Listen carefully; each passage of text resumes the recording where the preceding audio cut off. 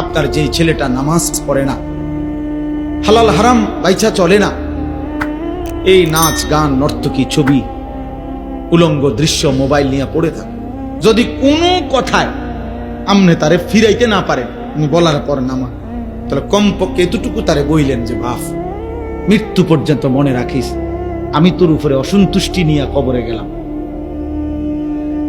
এটা তারে বইলা যায়।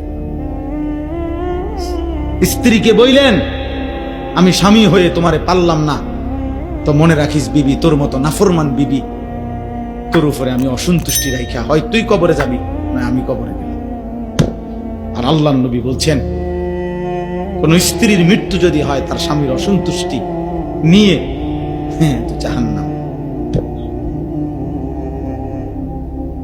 হলে কি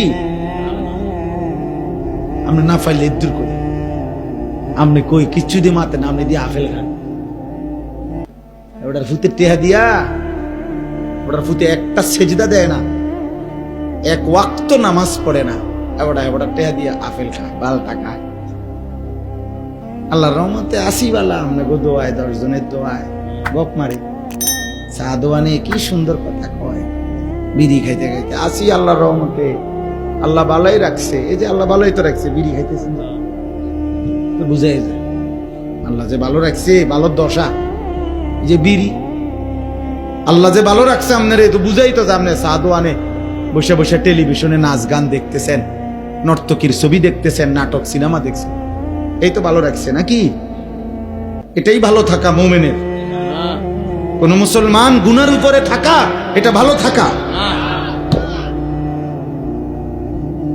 আপনার ছেলের বউ পর্দা করে না, হালাল হারাম মানে না, আপনি ভালো আছেন না? আপনার একটা ছেলে ফজরের নামাজ পড়ে না, আপনি ভালো আছেন না?